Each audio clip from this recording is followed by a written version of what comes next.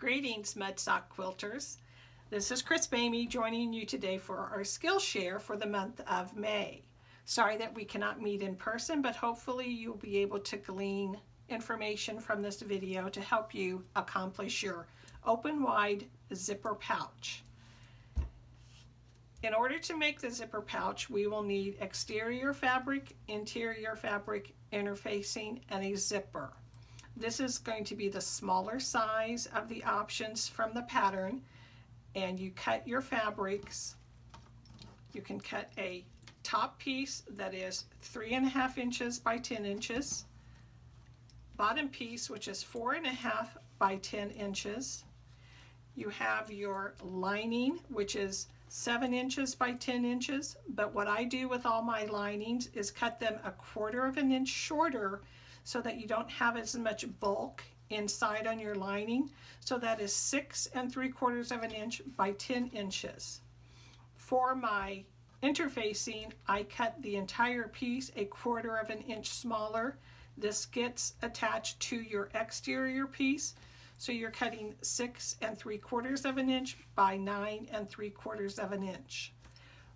The first step that you will do is to attach your exterior pieces. You will take your top piece, lay it onto the bottom, line up those edges, and we are going to sew 1/2 inch seam width for this first step. In sewing this, I have my walking foot on. You of course can use whatever foot. I just happen to have this on right now, so I'm using it. But I'm sewing 1/2 inch seam width. I'm set on just a 2.4 stitch length for my Janome Home machine.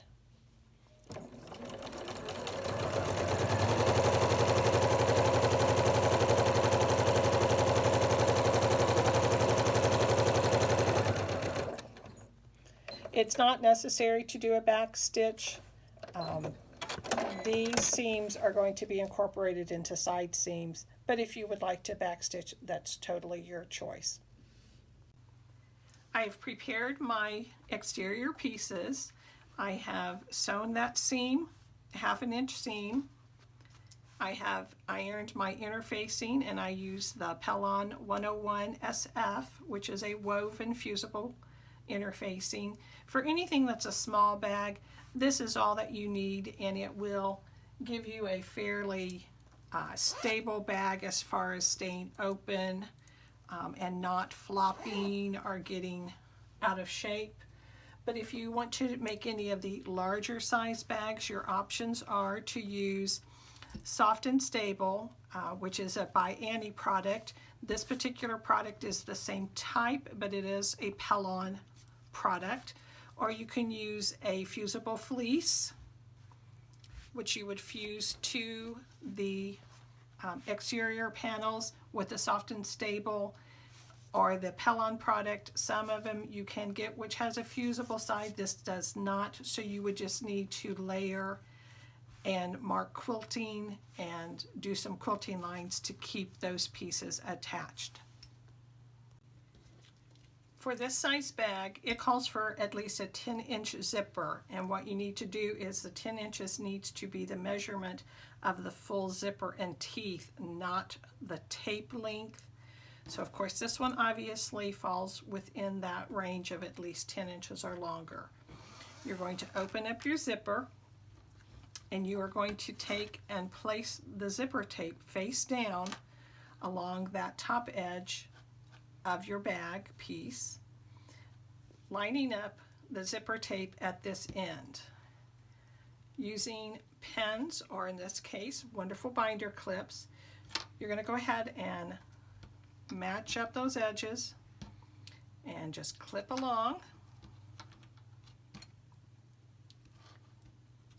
to the outer edge. Now, you can go ahead and sew this down without the lining piece, or you can go ahead and add your lining piece. The one thing that you will do is at this end with that zipper tape, you're going to fold that at an angle towards the top edge and just put your clip back on so that that zipper tape does not come out to this edge, and that is the link that you want it away from the edge. Then I can take my lining piece, making sure that I have the right side down, and I'm going to stack that on top, get that lined up. And this is the tricky part, keeping that one piece folded up out of your way.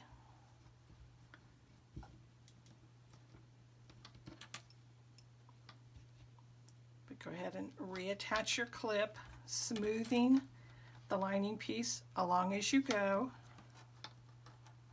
and keeping that zipper tape edge out to the edge of the fabric. Use as many binder clips as you feel comfortable with, and you're going to clip that along. And you can see here where I still have that 1/4 of an inch difference in my lining and my exterior pieces. On the edge that you will be sewing on, you're going to make a mark 1 inch from the right hand edge, and this is going to be a stopping point because we are then going to pull the tape away from the edge and continue sewing out. Now I use a 1/4 of an inch seam allowance when I am sewing this. I also do not use a zipper foot because it is very hard sometimes to get these layers of fabric to feed through smoothly. So I still use a walking foot, or you could also use your regular 1/4 inch sewing foot if it works well for you to run over this ridge of the zipper teeth. Again, we are sewing a 1/4 of an inch away from this outer edge, and I will tell you it is very difficult to get this all fed into here and keep that zipper tab folded out of the way. So again, you can sew that first layer of zipper and exterior fabric before you add the lining. You'll just want to make sure that you are going to stay within that sewn line, adding the lining, so that you don't have an exposed seam line on that second sewing.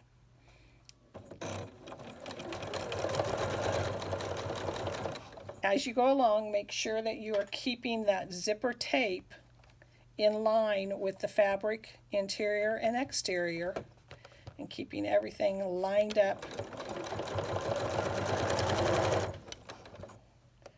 Removing those clips as you come to them.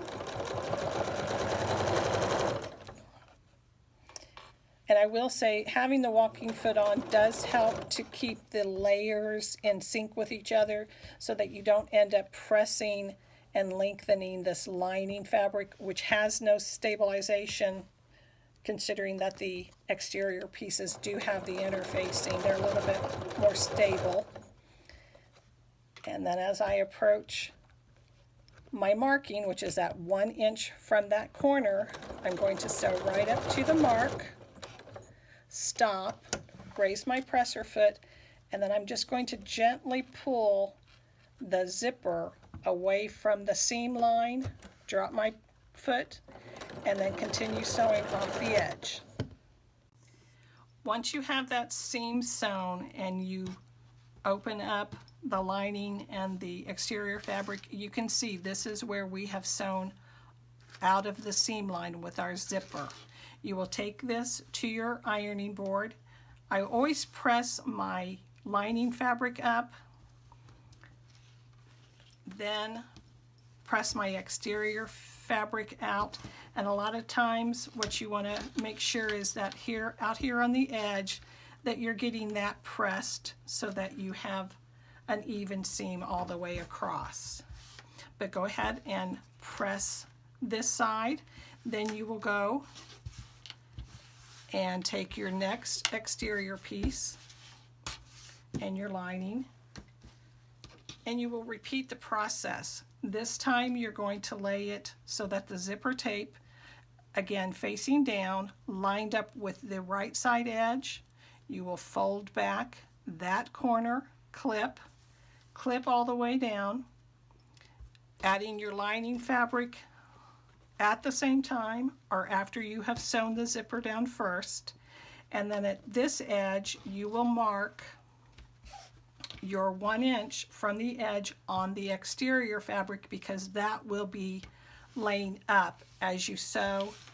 And you will again mark that 1 inch from the edge to know where to stop, to then move the zipper tape out of the way and down into the body of the fabric. So I have my zipper inserted. At this point, you do not want to cut anything off of your zipper. That will be one of the last items that we do. But one thing I always do at this point is kind of look to see how well everything is lined up. And you can see on this edge, this piece must have been just a little bit wider. So in that case, it's always best to go ahead and do a little bit of trimming up before you go to the next step. So line everything up, and I'm just going to give it a little bit of a trim, just so everything lines up a little bit more even and nicely once I get to that point. Because now what you're going to do is you're going to take the exterior pieces and match them up, and the interior pieces will be matched up. But the most important thing before this step is at least open this zipper halfway. You do not want it all the way out here, because you'll be sewing along this edge and you don't want to catch anything. But keeping that zipped up keeps these pieces contained for when we are sewing around. So go ahead and just at least have it opened halfway. Match all of your edges and your corners, and if you started out with good stable pieces, then they will be set to go. You're going to clip or pin all the way around all 4 sides, but you do want to keep an opening of at least 3 inches. To be honest, a lot of times I use less than 3 inches, but it does kind of get tight. Go ahead and clip all the way around.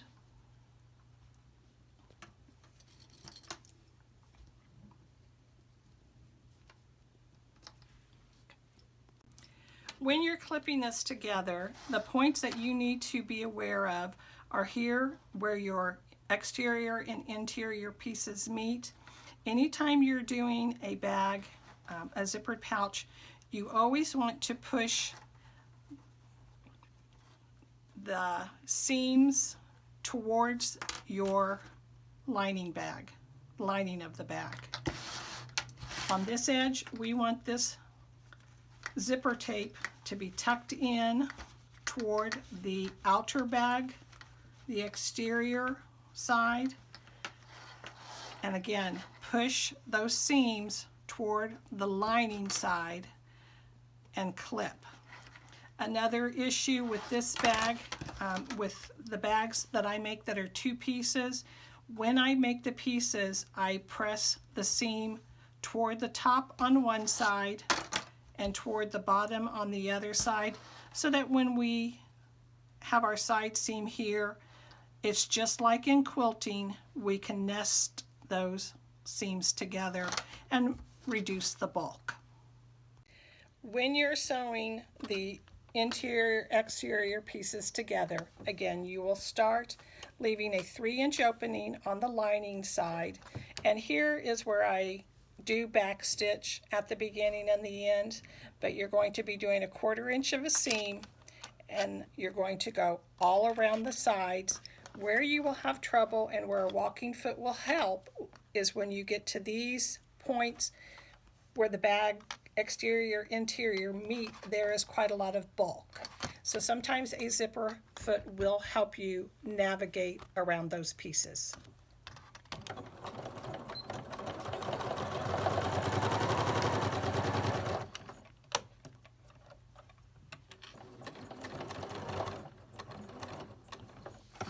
Pivot at your corners, keeping that 1/4 inch seam line. As you approach this edge, just take caution, slow down, making sure that those seams are towards the interior and that the edges match up here at the top of the bag. But again, you will have a lot of difficulty navigating through all of those layers, and especially this is that side where that zipper tape is tucked into the bag. Try to push that out of your way as much as possible and just go slow, trying to eyeball and keep your 1/4 inch seam line on the side.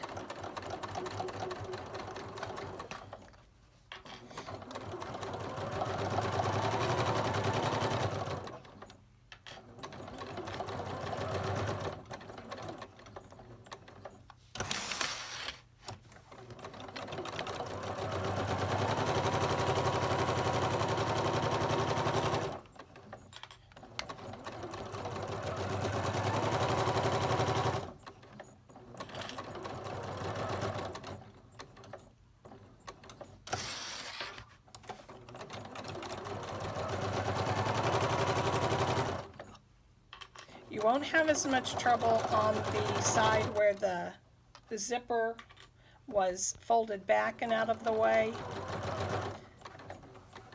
But one thing you don't want to do is catch too much bulk. So if those zipper tapes are bleeding into your seam, try to get them out of your way.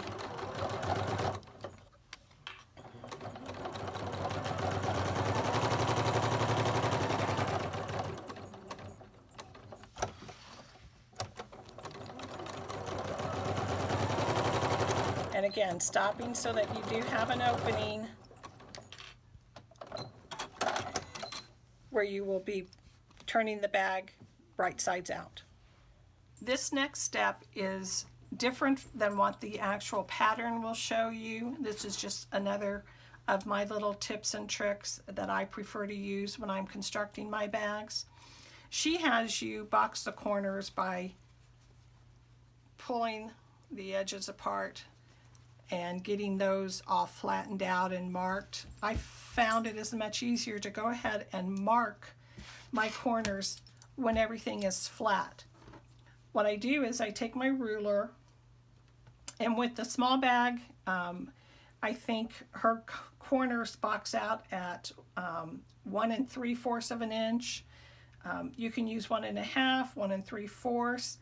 But what I do is I'm actually putting the outside edges on the 1 3/4 and making sure that my stitching line is on the 1 1/2 marking, and with a pencil, pen, whatever marking device, doesn't have to be disappearing because this is interior, but again, marking that 1 1/2 inch with the sewing line,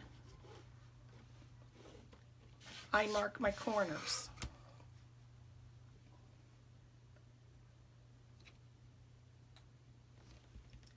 One reason why you don't necessarily want to go by the outer measure is sometimes our 1/4 inch can be off a little bit. As long as we are being consistent with the sewn line, we're going to get consistent corners.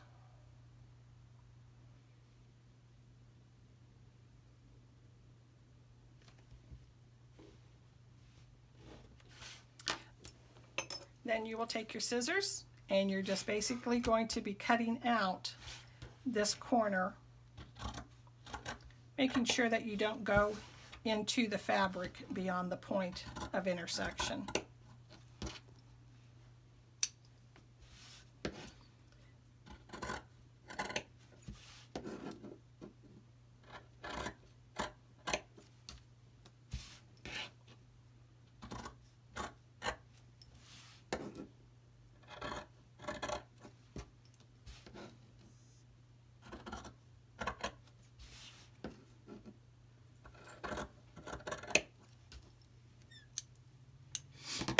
The next step is going to be closing these boxed corners.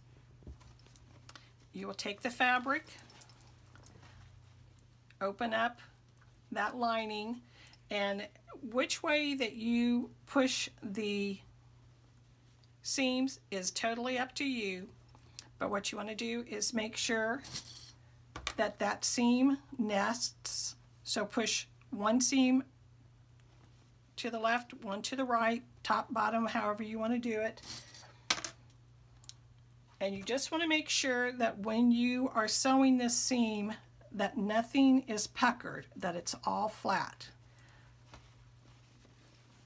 Go to each corner, do the same thing, and since I pushed the seam that way on that end, I need to push it to the opposite direction at this end so that it nests.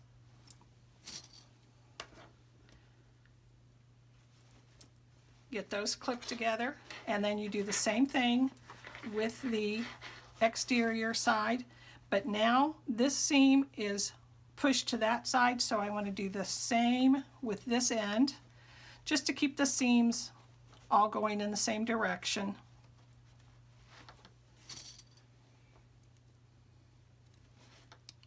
Clip that, and then of course going to this, now I want to push this bottom seam or this seam to the right, the other to the left, and clip that.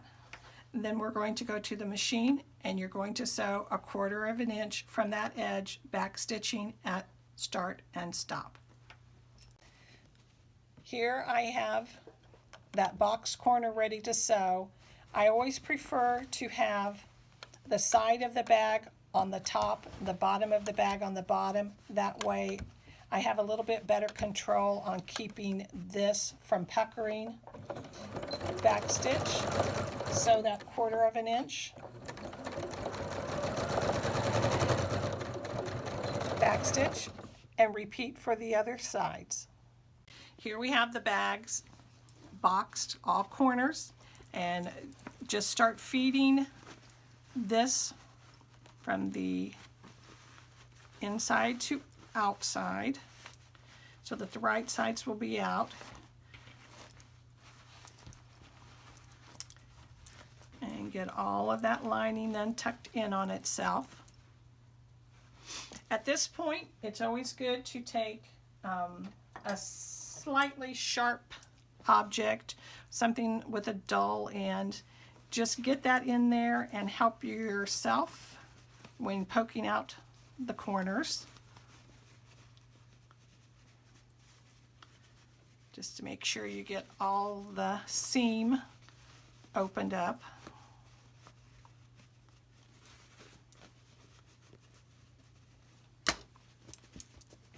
Then you can take and tuck that lining in there and kind of measure up and make sure you can open up that zipper all the way at this point.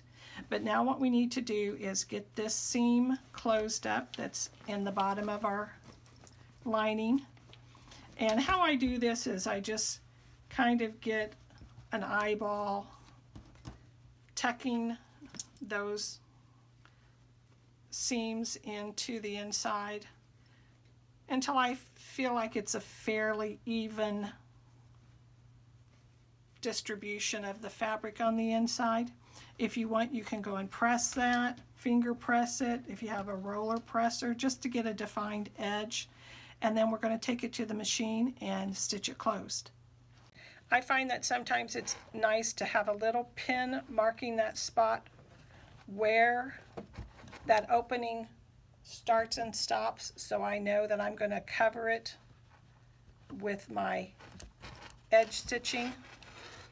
Take it under your presser foot. Take that pin out and then just go as close to this edge as you can, making sure that you're catching bottom and top layers to close off that seam. Little back stitch at the beginning and end.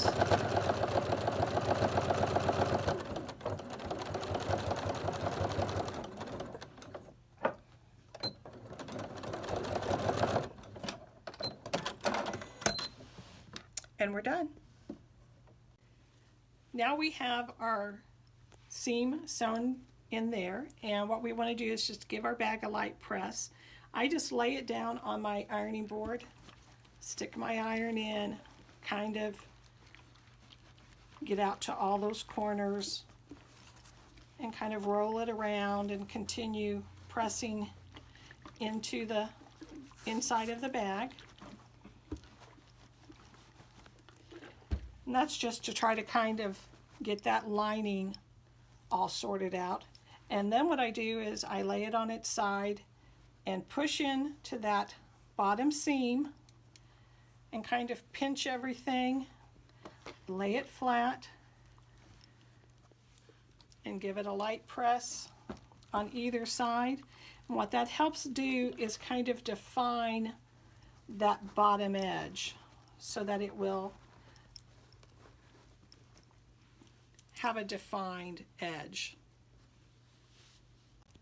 Now we want to do a row of top stitching around the top of our bag. I have loaded my machine with a blue thread on top, and I have a cream thread on bottom so that I'm not going to have an unsightly color on the inside. When you do this, you'll want to have your free arm available on your machine, and you're going to put the bag underneath the needle and determine how far or close you want your stitch line to be. Since I've top stitched about 1/8 of an inch on my seam line here, I want to have the same up here. But you want to start at the point of the side where you have the excess tails of your zipper, and you're just going to carefully sew, especially when you get to your side seams because of the bulk of fabric. Eyeballing or marking that 1/8 of an inch, 1/4 of an inch, whatever works for your bag. When you come to this next side seam, approach with caution because you do have a lot of layers. Give your needle time to get over that thickness. Again, you can see that my walking foot is working fine with this zipper. I don't have to put a zipper foot on. I'm able to get around without much trouble.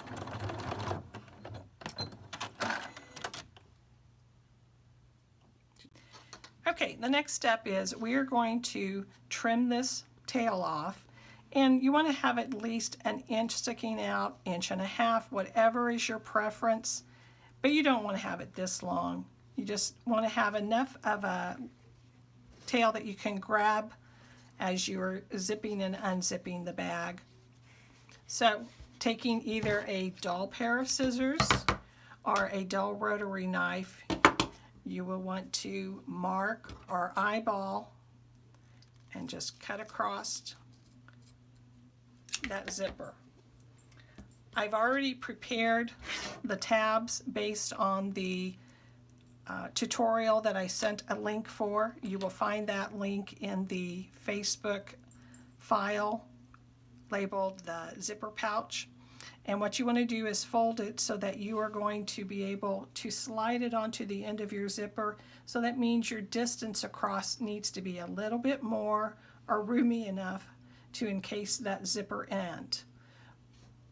I talked about the 1/4 inch double-sided tape or stitch witchery, anything that you would be able to use to adhere or bond your zipper tab is very helpful.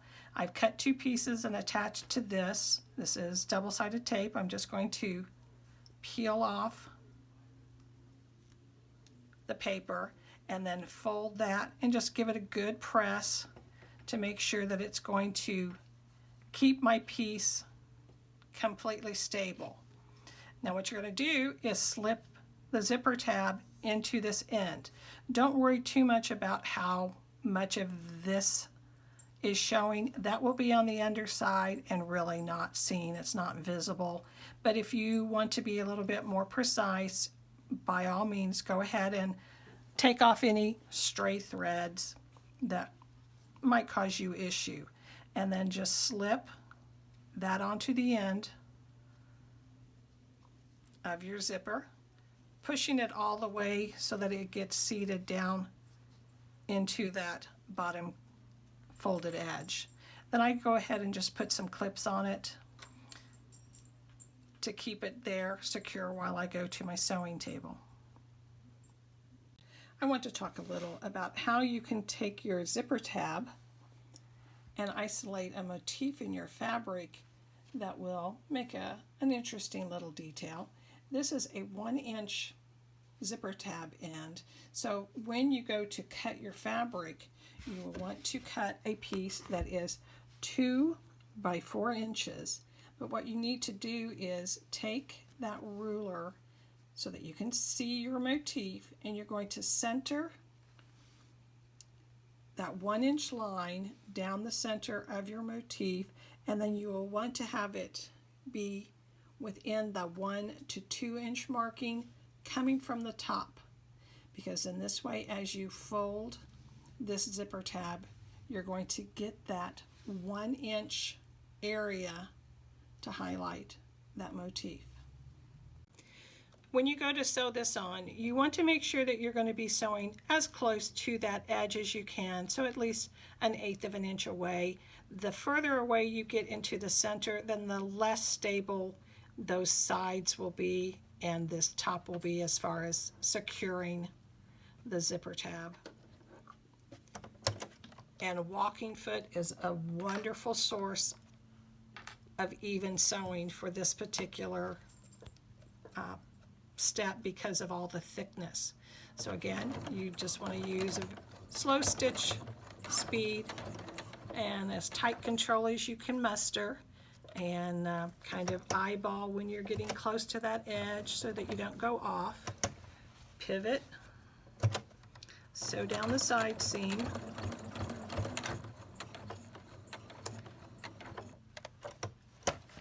pivot, sew across the end,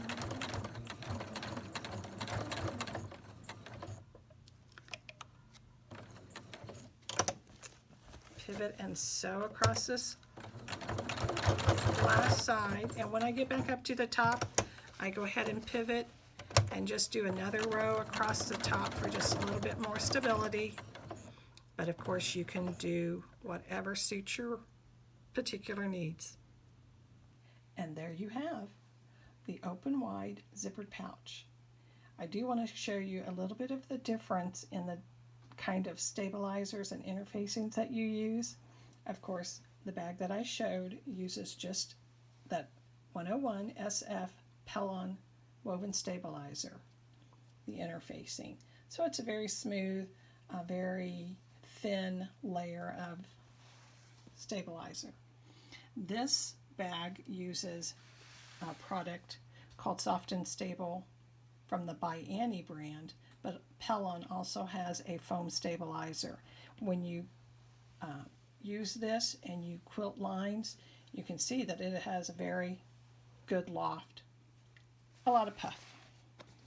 This bag, which is the Emmeline bag called the Retreat bag, uses a fusible fleece, and you can see that the quilting lines give it some definition, but not quite as much loft as the previous bag.